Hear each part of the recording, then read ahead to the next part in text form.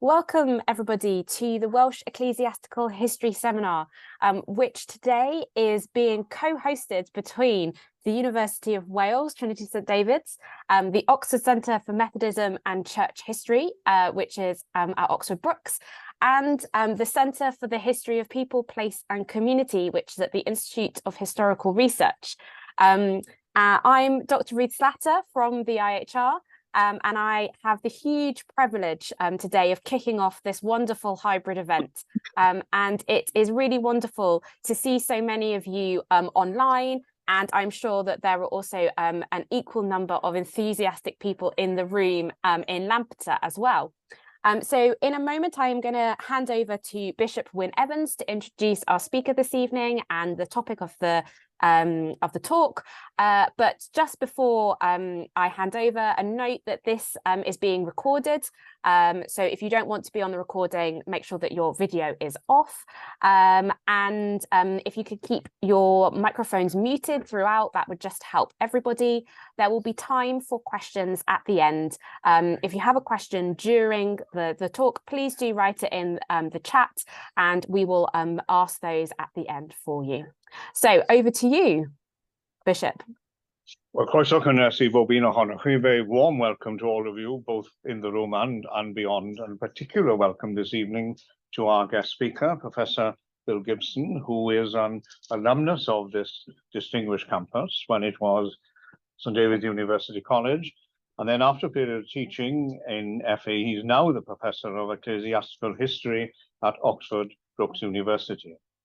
He, of course, is one of the progenitors and begetters of this series of Lampeter Brookes seminars and a joint editor with Professor John Morgan Guy of Religion and Society in the Diocese of St David's 1485 to 2011. And if you want to gain an awareness both of his approach, not just to the ecclesiastical history of this diocese, but to the history of the post-Reformation Church in these islands in general, then I commend to you to read his introduction, Approaches to the History of Religion.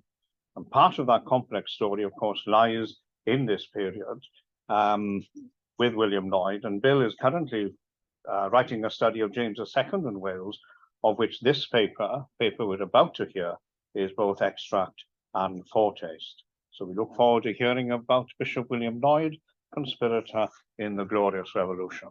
Bill. Thank you very much, Wyn.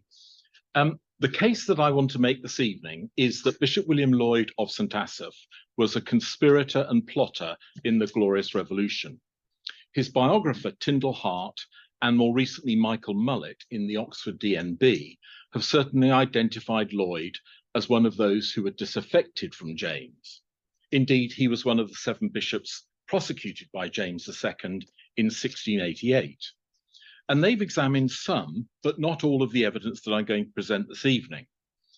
Generally, they've tended to minimize Lloyd's involvement in plotting, and they've tended to maintain the line that Bishops Henry Compton of London and Jonathan Trelawney of Bristol were the only real conspirator bishops. I hope this evening to convince you that Lloyd was with them an active plotter in getting rid of James II. Now, the case for or against Lloyd, and that I suppose depends on your point of view, rests on a number of claims, and I want to examine these in turn.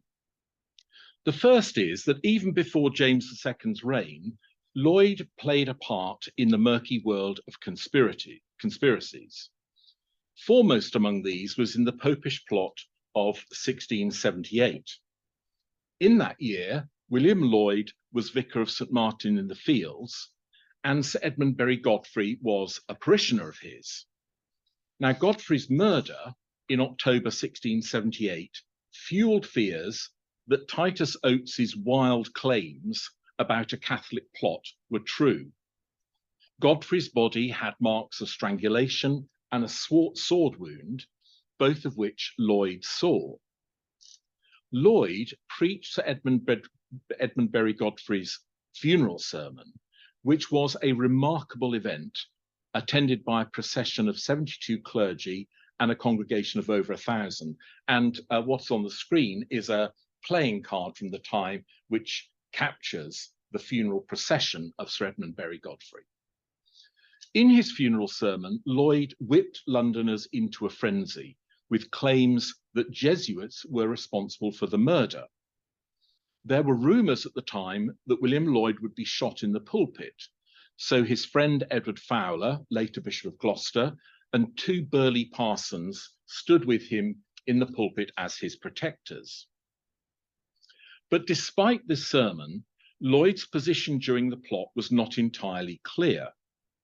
On the one hand, he condemned individual Catholics, but on the other, he stopped short of denouncing the Catholic Church as a whole. Lloyd's sermon was certainly inflammatory, and he painted Godfrey as a Protestant martyr, but at the same time, he called for calm. Lloyd appears to have believed in the complicity of the court and the Duke of York in the plot, but was also in secret contact with the Secretary of State and other government officials. One tract later on made some opaque claims about Lloyd, suggesting that the possibility of an attack on Godfrey had been known to Lloyd before the murder. In his secret correspondence with the government agent Roger Lestrange, Lloyd hinted that he knew more about the murder than he could say. Lloyd was also in secret communication with Charles II and seems to have kept some information away from the public, which he thought would inflame them further. Lloyd, soon after the funeral, was asked to report on subversive activities.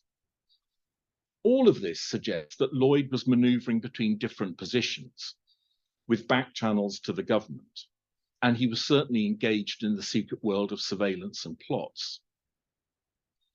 What his position was, it's not clear, but he certainly seems to have manoeuvred between more than one position. His reward came in appointment as chaplain to Princess Mary, and he went with her to settle her chapel in Holland when she went to marry William of Orange. And when he returned from Holland, Charles II made him Bishop of St. Asaph. A second element in Lloyd's role as a plotter was his relations with dissenters. As Bishop of St. Asaph, Lloyd made a point of forming very good relations with dissenters in his diocese. Now, this was at a time when relations between dissenters and the church were very poor. The Clarendon Code of Laws enabled Anglicans to prosecute and imprison dissenters for practicing their faith. And in the neighbouring diocese of Bangor, the bishop pursued dissenters with a vengeance. Lloyd, however, saw dissenters as fellow Protestants, albeit ones that he wanted to bring back to the church. Early in his episcopate, Lloyd entered a series of discussions with Quakers and Presbyterians in his diocese, and made no bones of the hope that he could bring them back to the church. The Quaker Richard Davis, of whom we'll hear more this evening, commented of Lloyd, "Persecution was very sharp and severe in several places about this time, but this new bishop thought to take a more mild way to work by summoning all sorts of dissenters to discourse with him and to seek to persuade them to return to the Church of England." Lloyd met Quakers at Llanfyllin in September 1681 and other dissenters in Welshpool, and undertook lengthy discussions with them. In general, the meetings were cordial, and Lloyd tried to avoid prosecutions if he could. In 1682, this man, Philip Henry, wrote to Lloyd asking for clemency towards imprisoned dissenters, and it was clear that Bishop Lloyd had extensive links with them. Lloyd was also happy to continue with the translation of the Anglican liturgy into Welsh, which had been a shared project between Anglicans and dissenters. In 1680, Lloyd dined with John Howe, another leading dissenter, and he asked Howe what he thought would bring back nonconformists to the church. Now, at first, Lloyd was evasive, Howe was evasive, but Lloyd pressed him for an answer, saying, "I would have the terms so large as to comprehend most of them back into the church. Lloyd even said that he was in favour of removing the power of diocesan chancellors to prosecute dissenters. Later on, when James was king, Lloyd warned the dissenter Philip Henry and others not to be fooled by James if he made an offer of toleration. He said, "The king hates you nonconformists in his heart." Early in James's reign, Lloyd, drawing on his time as vicar of St Martin in the Field, was also involved in conversations with leading London dissenters. One of James's supporters, Samuel Parker, referred to Lloyd as president of a trimmer cabal of London divines. Lloyd was also aware that some Quakers, including some in his diocese, were approaching Lord Powis in the hope that he would persuade the king to lift the penalties for failure to attend church and failure to pay tithes. Lloyd was aware that such an alliance between dissenters and the king would be very troubling. And as we'll see, Lloyd's sympathy for dissenters was to be a major plank in his opposition to James. From the start of James's reign, Lloyd had no illusions about the king. He saw his ruthlessness and told Sir Robert Owen that he anticipated that the Monmouth Rebellion would be swiftly crushed. Lloyd also knew that James regarded him with suspicion and had come to dislike him. But Lloyd clearly seems to have appreciated the political realities of the day. He advised the Archbishop, William Sancroft, and also Bishop Compton, that their letters to Holland were being intercepted. How he knew this is unclear. But Lloyd also had talks with Henry Compton, the Bishop of London, and they agreed not to accept any change in the Test Act. They also advised Sancroft to talk individually with the bishops, perhaps to build up a coalition of support. Lloyd also offended James by welcoming Protestant refugees from France into his diocese, following the revocation of the Edict of Nantes, and he raised funds for them from the clergy of the diocese. Lloyd's ordination lists were full of the names of Huguenots, and he made some open attacks on James's supporters, including Samuel Parker of Oxford, who he described as an amphibious, ambidextrous bishop. He even tried to persuade Sancroft not to consecrate Parker, giving the Archbishop various allegations, quote, too scandalous to be repeated, about him. Lloyd's state of mind can perhaps be seen in the comment he made in 1686, that he had resolved to suffer martyrdom for the Church of England if necessary. He was aware of spies in his congregations, which suggests that he knew he was under government surveillance. Lloyd was also in contact with a whole series of people who were beginning to resist James's policies. In November 1687, he corresponded with an old friend, Thomas Smith, who was one of the fellows of Magdalen College, Oxford, who'd been ejected by the king for his refusal to accept the king's Catholic nominee of president of the college. Lloyd was also careful to maintain correspondence with noted opponents, including Lord Herbert of Cherbury. He was even in contact with those in New England who were anxious about the king's policies. By April 1688, Lloyd wrote to Henry Dodwell, and I think this is a remarkable statement. He said, "Now is the time to strike. It would be fatal to give people's affections time to cool."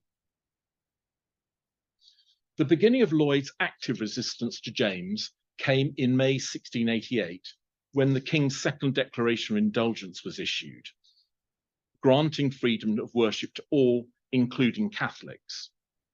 This second declaration was deeply offensive because it included an order to the bishops to ensure that it was read in all Anglican parish churches.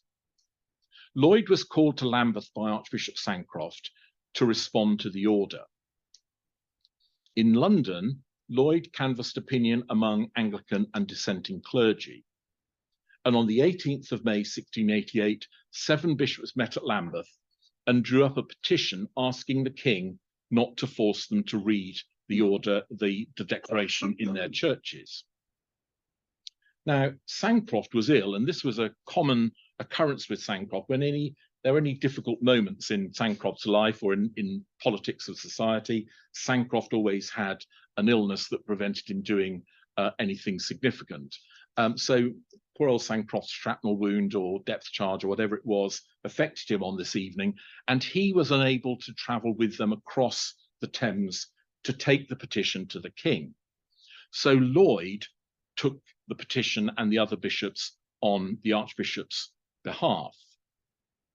As I say, they crossed the Thames and they went to Lord Dartmouth's house, and Lloyd left the other bishops of Lord Dartmouth's house and went to Lord Middleton, who was the king's secretary. Middleton was also ill, and he suggested finding the Earl of Sunderland. So Lloyd went to find the Earl of Sunderland, who arranged an audience with the king. People who saw this said Lloyd was the boldest of the bishops in being determined to present the petition. It seems as if Lloyd was clearly intent on provoking a confrontation with James. And here is a 19th century image of the confrontation of James. Some of the bishops, notably Thomas Penn of Bath and Wells, were as emollient as possible. They fell on their knees and they deferred to the king. Even Trelawney, who like Lloyd was in secret contact with William of Orange, denied that the petition was in any way a rebellion against the king. Bishop Turner of Ely said that he would die rather than rebel against the king. But Lloyd struck an entirely different tone. He went out of his way to argue that the king had based his declaration on his claim to have a dispensing power, the power to dispense with laws, which Parliament had judged to be illegal. In other words, he was saying to the king, what you have done is illegal. This statement clearly inflamed the king. After the audience, either Lloyd or Henry Compton leaked the petition that they just presented to a printer, who published it the following day, to the king's further fury. Now, the evidence that Lloyd was the leaker of the petition comes from two pieces of evidence. First is that Clavell, the printer of the leaked petition, was Lloyd's own printer. Secondly, Clavell's printing works were on the route between Whitehall and where Lloyd was lodging. My deduction, therefore, is that Lloyd is a pretty safe bet for having leaked the petition in a deliberate attempt to wind up the king further. Lloyd was certainly responsible for publishing an anonymous letter trying to persuade Anglican clergy not to read the declaration.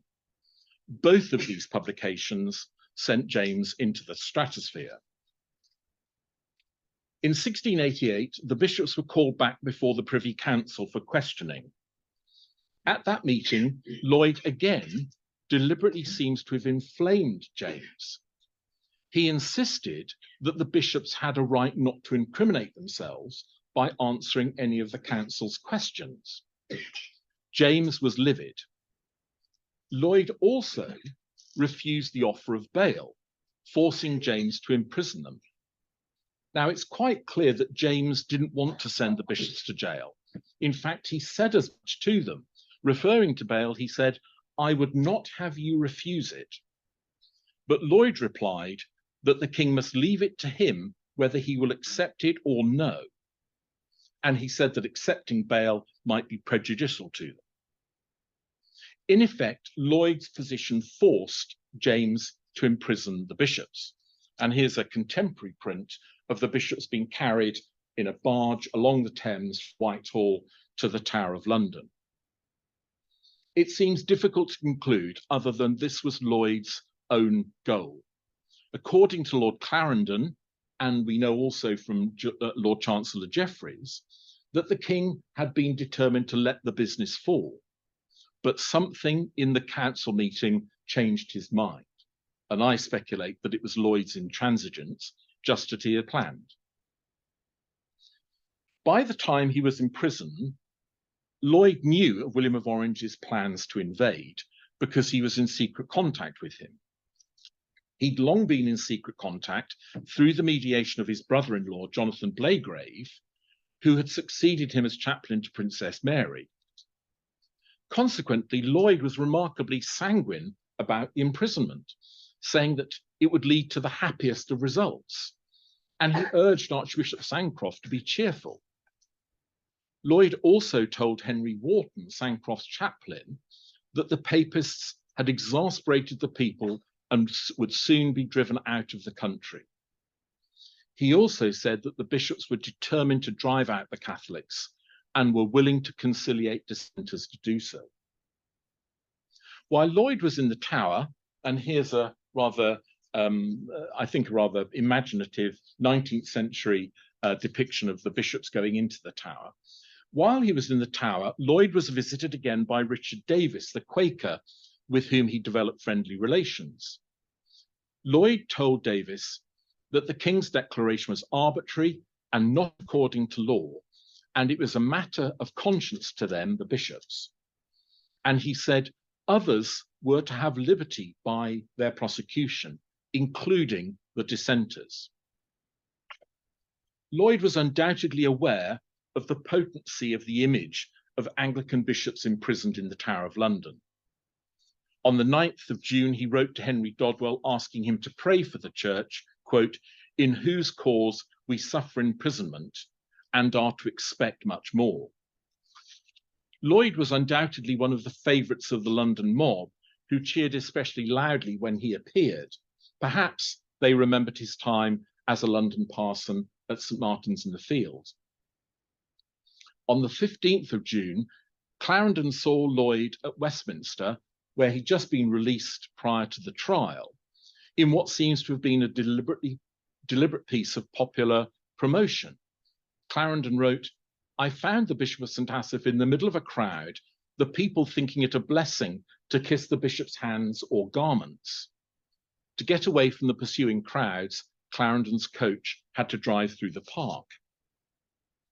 Now, we know that Lloyd prepared very carefully for the trial of the 7 bishops, of which this is, again, a 19th century depiction by the artist John Rogers.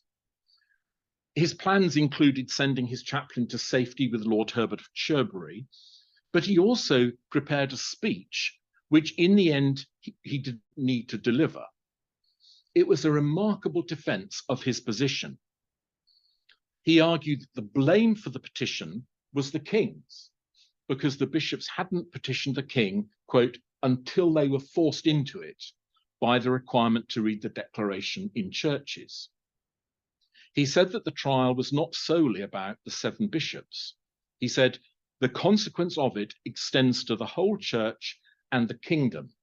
The happiness of this and future ages depends upon it. This seems to me to be a remarkable statement of the bishop's defense and also of the wider issues. It seems to me that Lloyd was asking the jury to rule on James's political agenda and his method of governing. After the bishop's acquittal, Lloyd returned to Wales, where he began to agitate against James. His aim was to block the action of Catholic missionaries and to oppose the king, and particularly to do so in the anticipated parliamentary elections. Lloyd had meetings with gentry who were inclined to oppose the king, and he maintained secret correspondence with those who were actively moving against James. Some of the strongest pieces of evidence of Lloyd's involvement in plotting in the revolution come from these conversations. For example, in Oswestry, Lloyd sent for the dissenting minister James Owen, who he trusted. He told Owen about the secret invitation to William of Orange to come and save the nation. Lloyd said he was one of those who had joined in the invitation. And he also said now was the time for dissenters and Anglicans to treat each other as brothers against the Catholic threat. This was a remarkable statement. Not only had Lloyd divulged the secret of the invitation to William of Orange and indicated that he had joined in it, but he'd also seemed to suggest that a new regime would bring in toleration of Protestants. But of course, the removal of James required the dissenters to be complicit and not to be misled into accepting his offer of religious toleration. This wasn't an isolated incident. When Lloyd visited Welshpool during the same visitation, he met Richard Davis again, the Quaker he'd met 2 or 3 times before. After they dined, Lloyd took Davis aside and discussed the reports of William of Orange's planned invasion, which, wrote Davis afterwards, was a great satisfaction to the bishop, for he said there were some that prosecuted him very close to his life.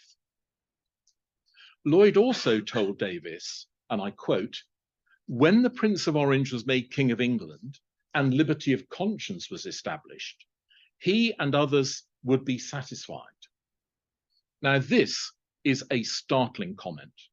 Lloyd knew that William of Orange was coming to take the throne, not to be regent, not to correct James's rule, not simply to restore the church as he claimed, but to be king. Those words, "when the Prince of Orange was made King of England," are a giveaway, I think. William was coming to be king, and when that happened, dissenters would have the benefit of religious relief. But of course, once again, Lloyd's message to Davis was, don't be gulled into accepting James's offer of religious toleration. Further evidence of Lloyd's active opposition to James is found in the journal of John Stevens, who was a tax collector in North Wales. Now, Stevens was a Catholic and a committed supporter of James. He regarded Lloyd as, quote, "one of the 7 champions of Satan." This is what he wrote about him. Dr. Lloyd, Bishop of St. Asaph, took his progress through that part of the country where I was then employed, and it was most manifestly to be seen that every town he passed through received from him the infection he came to spread, and all sorts of people sucked in the poison so greedily that the country, which before had laboured under some small symptoms of sedition and could easily have been recovered, was now grown drunk with rebellion and swelled to that height with the venomous contagion that no antidotes were of strength enough to restore it. Pretty strong stuff, I think. But Stevens was not alone in spotting what Lloyd was doing. Sir William Williams, the Attorney General and a Welshman well connected in North Wales, wrote to Judge Jeffreys in September, saying that Bishop Lloyd was opposing the king, quote, "in speeches, advices, consults, and discourses." In October, Lloyd then returned to London, where he saw opportunities to undermine James further. He deliberately stayed away from meetings at which some bishops were seeking concessions from James. Lord Clarendon, who I'm afraid in this story is really the pantomime dupe, I'm afraid, Lord Clarendon found this odd. Why should Bishop Lloyd stay away from these meetings? He told Lloyd that he thought the meetings would have a good effect. Lloyd's response took Clarendon aback. He said he was very pleased he was not at the meetings, for he had no mind to go and talk to the king. Clearly, Lloyd was not interested in compromising with the king at this stage.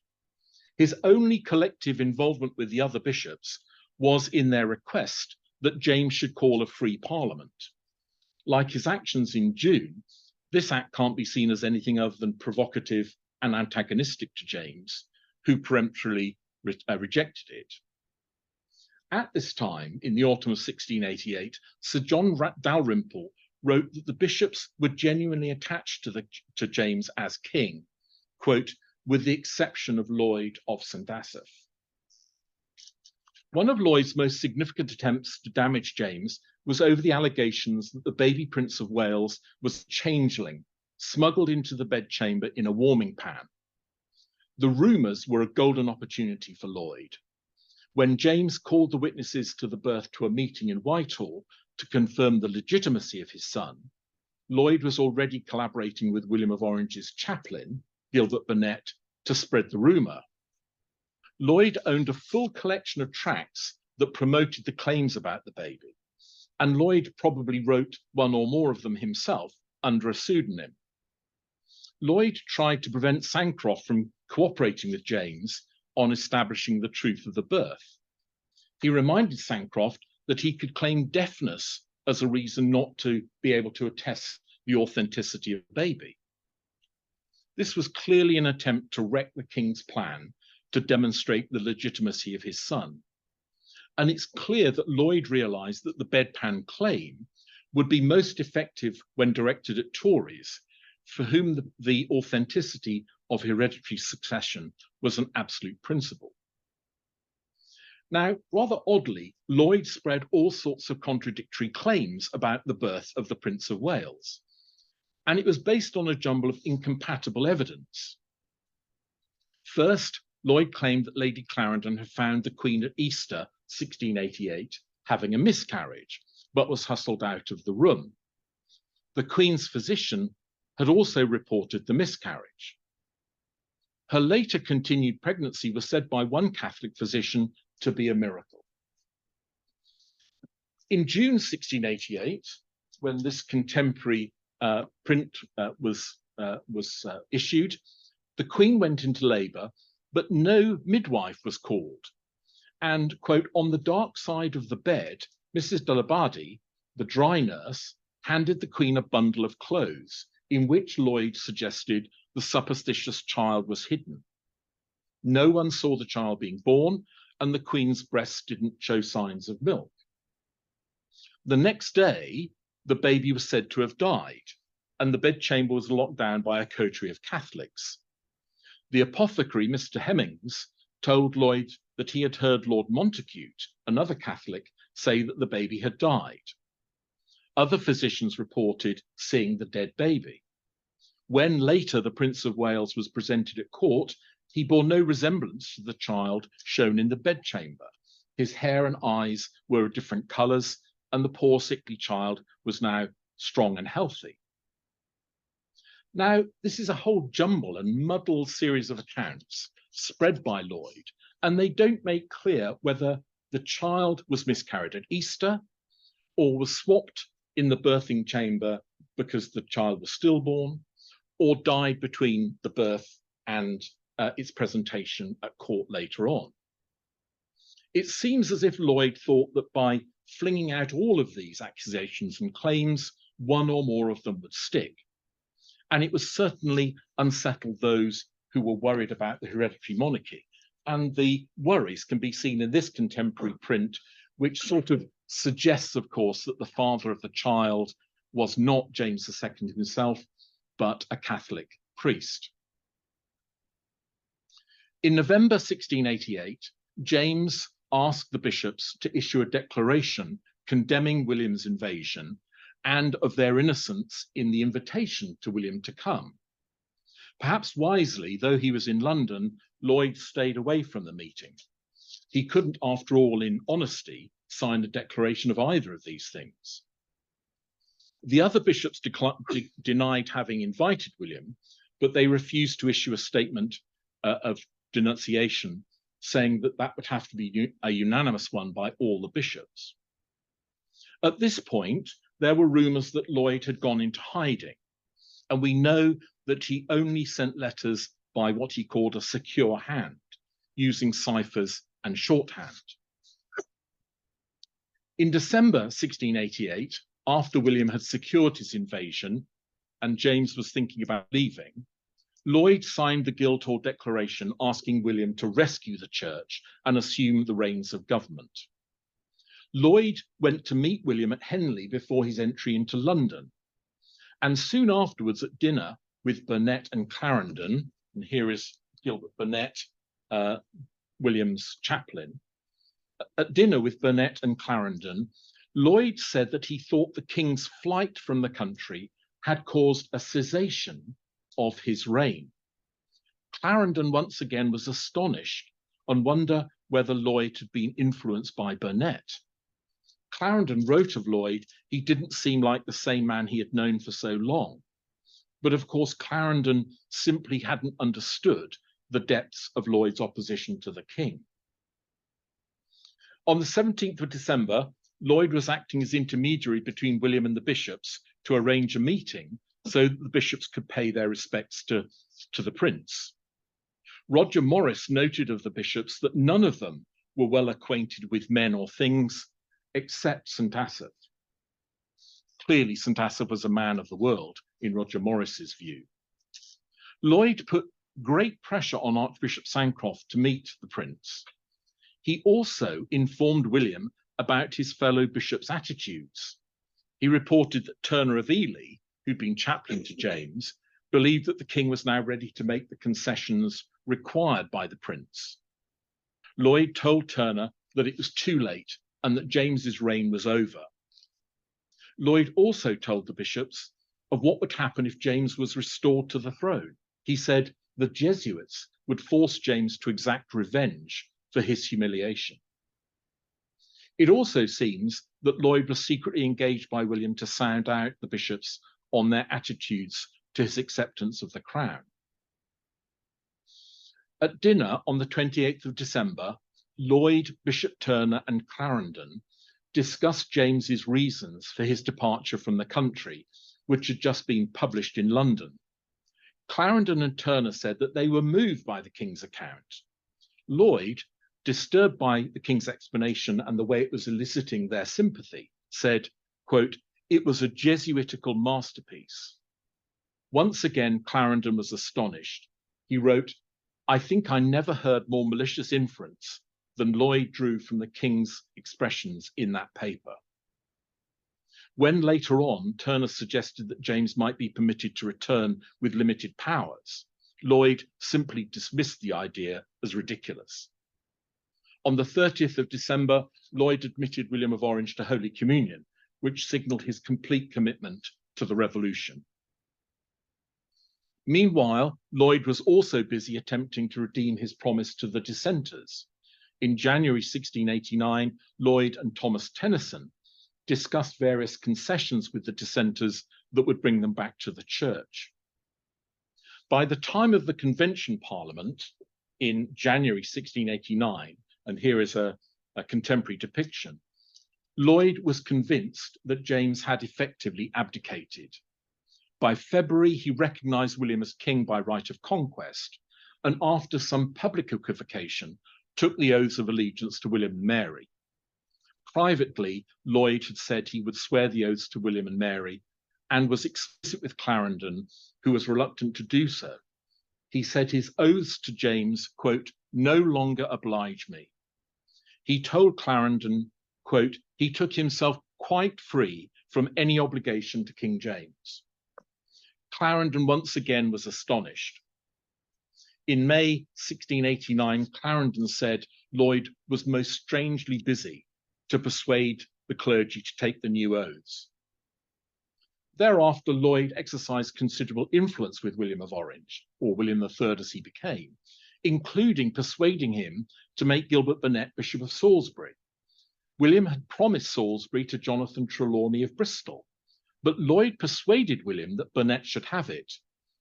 The king said, or this is William III said, Lloyd was so pressing upon him that he could have no quiet from his importunity till he had given it to Burnet. Lloyd clearly thought he had some right to a claim on William's patronage. Lloyd also played a major part in the coronation, presenting Mary for her acclamation in the coronation service.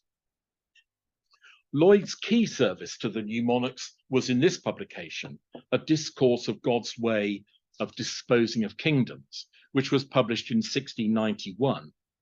It defended the revolution as a godly one, in which Providence had given William the throne by right of conquest over an unjust ruler. Lloyd made clear that while a subject could not abandon his oath to the king could act in such a way that the obligation, quote, may be so loosened that it may be next to dissolution. It seems certain that Lloyd saw the revolution as ending James's reign. So to conclude, when in January 1689, Roger Morris tried to work out who might have been the plotters who conspired to bring about the revolution, He listed some of the temporal lords and included the Bishop of London, and ended his comments, and as some believe, St. Asaph. Morris's informants were right. Lloyd had undoubtedly been one of those who didn't just want to be rid of James, but was prepared to act with ruthlessness to achieve the end of the reign. Unlike Compton, who was under suspension of his diocese, Lloyd took a full and active part in discussions with other bishops, and was also remarkably candid in his links with leading dissenters. Lloyd's role was very subtle. Publicly, he maintained the principle of passive obedience, and collectively he tried to make sure that the bishops would act together. But he also very clearly provoked James over the petition and over the allegations of the bedpan baby. He also strongly promoted the revolution in his diocese, ensuring that an otherwise loyalist region was, as Stephen said, infected with rebellion.